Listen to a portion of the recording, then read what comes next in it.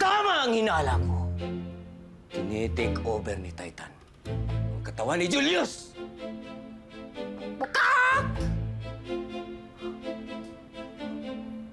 Ha?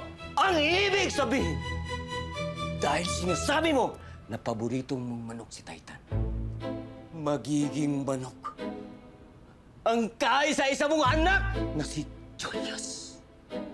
May sumpang nagkaganap.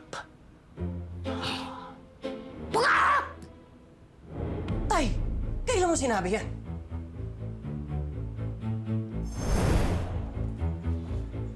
Titan, ang paborito kong anak.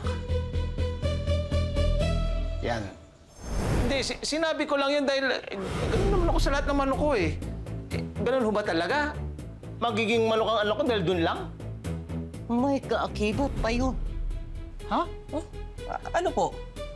Nangyari yun dahil kinain mo at niluto ang bangkay ni Titan.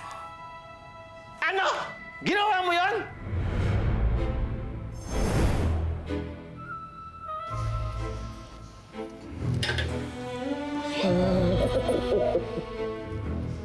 Dapat lang sa'yo yan.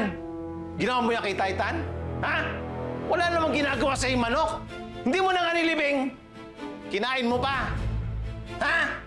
Tayo naman! Tayo naman. Tayo naman kasi ano? Ano? Ha? Tayo naman kung hindi naman. Naku, mabuti pa si Titan sumusunod sa akin eh. Sana nga maging anak mo kasi mas mahal mo naman yun, di ba? Ganun talaga. Ano gusto mong mangyari ngayon, ha? Matigas talaga ang ulo mo. Mas mahal naman kasi Matigas yun. talaga ang ulo mo. Kaya ka! Nya! Anak! Anak! Ano nangyari sa'yo? Ba't ka naging manok? Anak ko! Anak! Anak! Naging manok ka! Anak! Anak!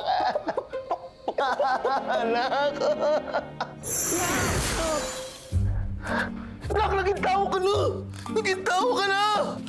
Anak! Magtigil kayo! Kailangan nyo malaman na hindi pwedeng lumagpas sa 24 hours na maging manok si Julius. Dahil kung hindi, magiging permanente ang pagiging manok nito. Hindi po pwede yun! Ano ba dapat gawin? Para matigil ang sumpa at hindi tuluyang maging manok si Julius, ay kung tunay at bukal sa puso na magiging magkasundo kayo mag-ama. Yun lang. Gagawin namin yun!